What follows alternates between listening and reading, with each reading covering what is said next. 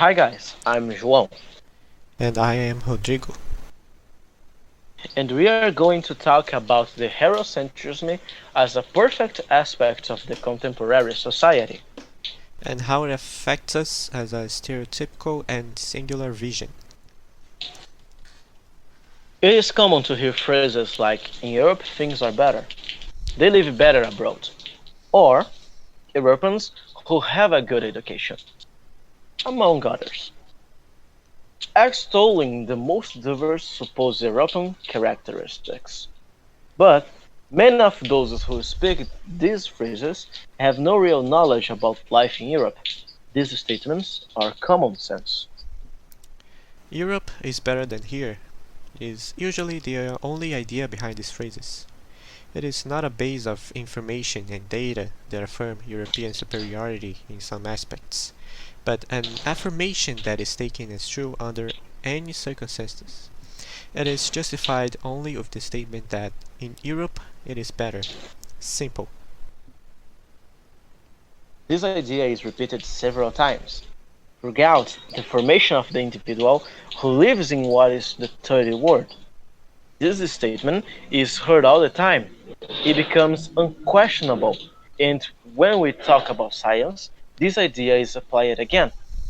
What is produced in Europe has more credit, more value, seems more important and developed. But why would everything European be better? Why is it not valued what is produced nationally? Why, when we study, do we hear several European names and almost none from outside that continent? What makes these things common sense? A possible answer to all these questions would be Eurocentrism. But why is Eurocentrism and why is it relevant? Eurocentrism is the idea that European values, ideals, knowledge and culture are the ones that should be valued, on which other peoples and societies should be inspired, and thus try to reach the standard. It is a type of ethnocentrism which places Western Europe as a continuation of nations that build the modern world, the center of civilization. But how Eurocentrism appears in the first contact with sciences?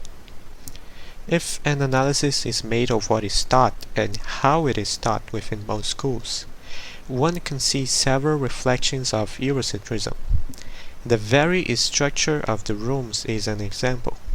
It is very common to use the English classroom scheme, created during the Industrial Revolution, with several desks lined up and the teacher in front of them, even though there are studies that question the functionality of this pattern. It is simply accepted that this is the correct way to organize a classroom, without even considering other options. And according to Silvana Paris, PhD in physics and from the University of São Paulo, who also worked in the area of education, even the textbooks used follow the standard used in Europe. We import and translate much of what is used in teaching materials. Little is heard of thinkers and scientists from other continents. One might think that, as a colonized country, which absorbed much of European culture, it would be important to study the foundations in the European thinkers in Brazil. However, such thinking should also be applied to African culture, since it was also intentionally absorbed by Brazil. Still, little is learned about the African stories and thinkers during the school year. And in the study of history, we turn again to Europe. The division of historical stages is based on European events. The history of Brazil, America, Africa, and the East are embedded within European history. We only started to observe them at the moment when Europeans began to influence them. But where are we going with these facts? It's actually very simple.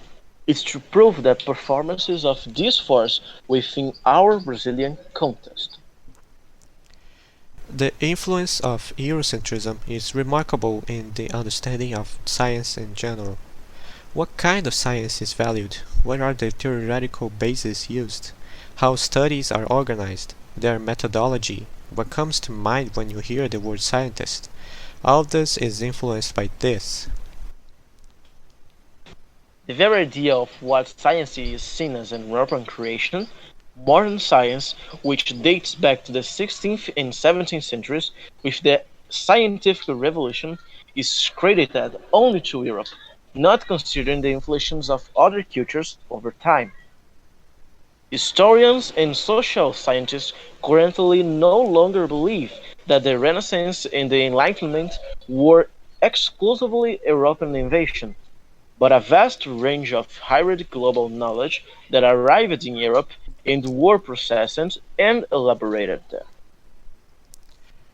Thus, one of the most harmful reflections of Eurocentric logic is epistemicide, which we point out as being the silencing, subalternization, marginalization, and invisibility of non-hegemonic, non-Eurocentric, and non-Western knowledge. Knowledge contributions and all European or Western knowledge is left out. Western science is seen as superior to these others, the correct, rational way of dealing and seeing the world.